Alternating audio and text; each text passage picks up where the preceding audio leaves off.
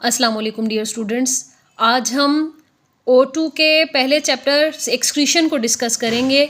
Excretion जिसका मतलब है कि वेस्ट मटेरियल को अपनी बॉडी से रिमूव करना। अब मैं यहाँ पर आपको स्क्रीन जो है वो फोकस कर रही हूँ। एक्सक्रीशन का जो प्रोसेस है उसकी डिटेल हम पहले देखते हैं। एक्सक्रीशन में मटेरियल जो है वो कौन सा इन्वॉल्व होता है और हम की डेफिनेशन एक्सक्रीशन से स्टार्ट लेंगे। तो removal of toxic materials and the waste products of metabolism from organisms is known as excretion.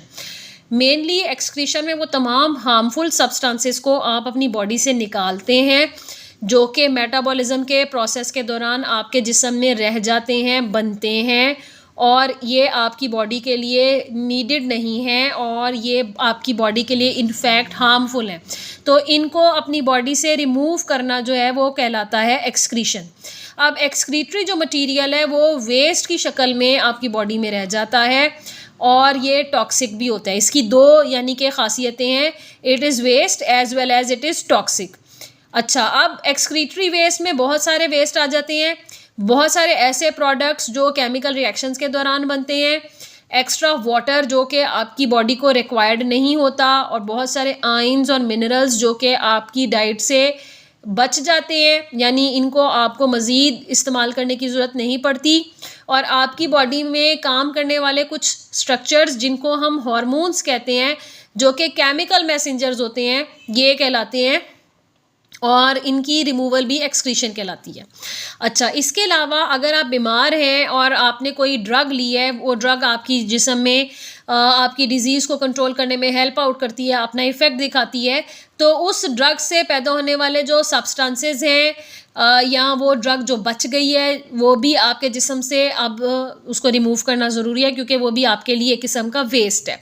तो ये सारे जो वेस्ट होते हैं ये मेनली ब्लड सप्लाई के थ्रू किडनीज तक जाते हैं और किडनी हमारे वो ऑर्गन होते हैं जो कि एक्सक्रीशन करते हैं यानी रिमूवल करते हैं वेस्ट का।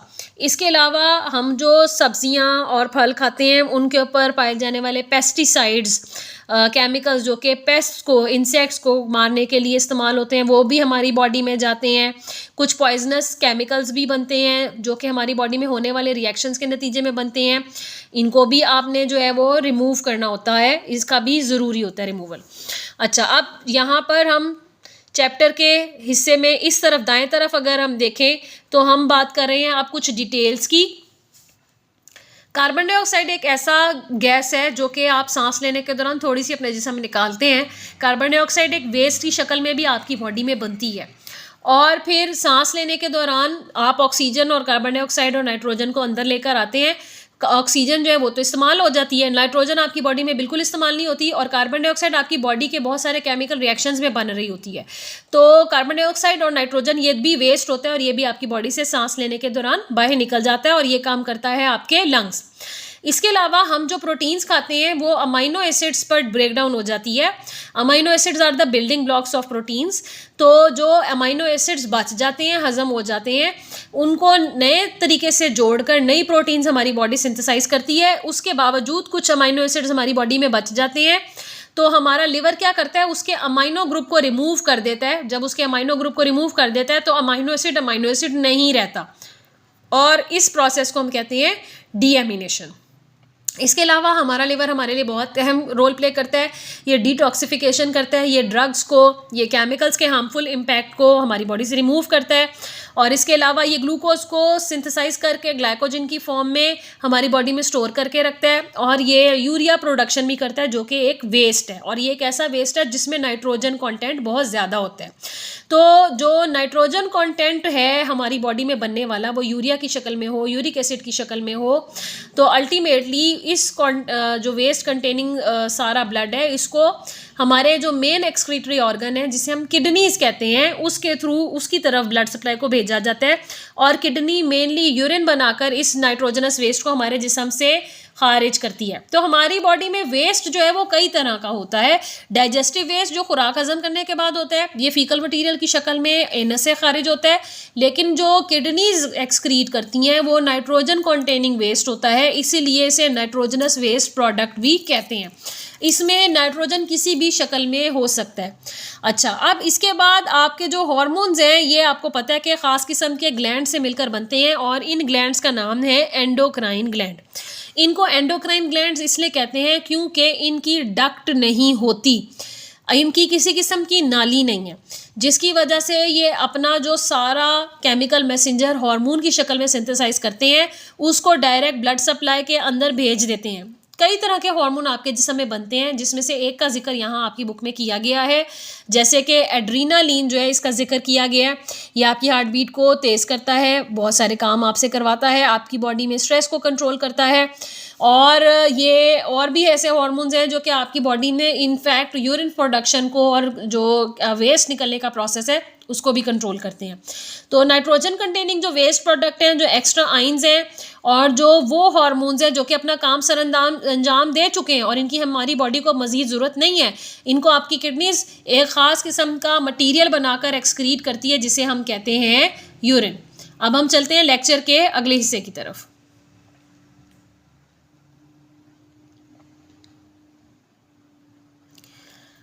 जी, लेक्चर के इस हिस्से में हम पढ़ेंगे लंग्स के बारे में, हम पढ़ेंगे किडनीज़ के बारे में और हम पढ़ेंगे लिवर के बारे में। तो लंग एक ऐसा एक्सक्रीटरी ऑर्गन है जो कि हवा से जो कार्बन डाइऑक्साइड आपके जिस्म में दाखिल हो जाती है उससे आपको रिमूव करवा देता है आपकी बॉडी से, और कार्बन डाइऑक्साइड इसका मेनली वेस्ट प्रोडक्ट होता है। इसके अलावा सांस लेने के दौरान नाइट्रोजन गैस भी आपके जिस्म में आती है, लेकिन इसकी भी आपकी बॉडी को ज़रूरत नहीं होती। तो नाइट्रोजन और कार्बन डाइऑक्साइड को आपके जिस्म से खारिज कराने में हेल्प करते हैं आपके लंग्स। फिर नाइट्रोजन कंटेनिंग वेस्ट को आपके जिस्म से निकालने में एक्स्ट्रा आइंस को, हार्मोन्स को, कुछ मिनरल्स को, ड्रग्स जो दवाइयाँ आप इलाज के लिए इस्तेमाल करते हैं, इनको आपके जिस्म से निकालने के लिए काम करती हैं आपकी दो किडनीज। तो लंग्स भी दो हैं, किडनीज भी दो हैं। उसके बाद एक इंपॉर्टेंट ऑर्गन है जो कि है लिवर, और लिवर आपके जिस्म में बहुत सारे इंपॉर्टेंट काम सर अंजाम देता है। ये टॉक्सिक इफेक्ट्स को दूर करता है, ये हार्मफुल जो मेडिसिन हम लेते हैं जिनके साइड इफ़ेक्ट्स होते हैं उनके इफ़ेक्ट्स को कम करने की कोशिश करता है, और ये यूरिया बनाता है, ये अमाइनो एसिड्स को भी जो उनका एक्सेस है उसको रिमूव करता है। So these are some important organs और ऑफ आवर बॉडी जो कि एक्सक्रीशन करते हैं। अब लेक्चर के दूसरे हिस्से में हम किडनीज की तरफ जो है वो अपना रुख कर लेंगे, क्योंकि किडनीज हमारा मेन एक्सक्रीशन करती हैं नाइट्रोजनस वेस्ट का। तो हमारी बॉडी में किडनीज दो हैं, मैरून से कलर की होती हैं, एब्डोमिनल रीजन के नीचे की तरफ ये पाई जाती हैं। ये प्रॉपर स्ट्रक्चर्स हैं, इनसे बाहर निकल रही होती हैं दो नालियाँ जिन्हें हम डक्ट्स कहते हैं, और इसके अभी हम आगे स्ट्रक्चर भी देखेंगे। थोड़ी देर के लिए यूरिन को कुछ देर के लिए हमारी बॉडी के अंदर स्टोर करने का वक्त भी मिलता है। तो हम ये सारा स्ट्रक्चर जो है अब पहले डायग्राम देखेंगे और फिर उस सारे के सारे स्ट्रक्चर को वन बाय वन हम डिस्कस करेंगे। यहाँ आप देख सकते हैं फिगर है 13.1। तो आप देख सकते हो कि दो किडनीज जो है वो आपकी बॉडी में पाई जाती हैं, लोअर एब्डोमिनल यानी पेट के निचले हिस्से में पाई जाती हैं। एक दाएं तरफ होती है, एक बाएं तरफ होती है। जो किडनी दाएं तरफ है उसे हम कहते हैं राइट किडनी, जो बाएं तरफ होती है उसे हम कहते हैं लेफ्ट किडनी। और कुदरती तौर पर आपकी जो किडनी है उसके ऊपर एक छोटा सा ग्लैंड पाया जाता है, ये हार्मोन पैदा करने वाला ग्लैंड है और ये एंडोक्राइन ग्लैंड है। इसकी कोई नाली नहीं है, ये अपना हार्मोन बनाकर डायरेक्ट ब्लड सप्लाई में छोड़ देता है। तो इसलिए इस ग्लैंड का जो नाम है वो है एडरीनल ग्लैंड। रीनल का वर्ड हम किडनी के लिए यूज़ करते हैं क्योंकि ये किडनी के सर पर है, यानी किडनी के टॉप पे पाया जाता है, इसलिए इसका नाम है एडरीनल ग्लैंड। अच्छा, जो सबसे बड़ी ब्लड वेसल किडनी की तरफ आ रही है इसको हम कहते हैं वेना केवा। वेना केवा आगे से दो ब्रांचेस बनाती है जिसे रीनल वेन कहते हैं। दो ब्रांचेस क्यों बनाती है? क्योंकि किडनीज दो हैं। तो रीनल वेन दो हिस्सों में तकसीम हो जाएगी, दाएं वाली दाएं किडनी में दाखिल होगी, बाएं वाली बाएं किडनी में दाखिल होगी। इसी तरह एक बड़ी जो ब्लड वेसल है जो कि यहाँ खून लेकर आएगी वो रीनल आर्टरी है। रीनल आर्टरी भी दो ब्रांचेस बनाती है, दाईं और बाईं, दाई रीनल आर्टरी और बाई रीनल आर्टरी दाई और बाई किडनी में दोनों दाखिल होंगी। तो रीनल आर्टरी खून लेकर आएगी, किडनी को सप्लाई करेगी, किडनी उसको प्योरीफाई करेगी। जब जो ब्लड है वो प्योरीफाई हो जाएगा, उसमें से सारा वेस्ट निकाल लिया जाएगा, तो उसको रीनल वेन के थ्रू हार्ट की तरफ वापस भेज दिया जाएगा ताकि हार्ट इस ब्लड को साफ़ करके आगे फराहम कर सके। उसके बाद आप देख सकते हो कि दो ट्यूब लाइक स्ट्रक्चर किडनी से निकल रही हैं, इन्हें यूरेटर कहते हैं। ये जो यूरेटर है ये यूरिन तैयार करके रिसीव करती हैं किडनी से और उसको एक बैग लाइक स्ट्रक्चर में स्टोर कर देती हैं। ये जो बैग लाइक स्ट्रक्चर है इसे ब्लैडर कहते हैं। ब्लैडर हमारे जिस्म से बाहर की तरफ एक छोटे से सुराख से खुलता है। इस सुराख का नाम है यूरेथ्रा। यूरेथ्रा के बाहर की तरफ एक छोटा सा मसल होता है जिसे स्फिंक्टर मसल कहते हैं।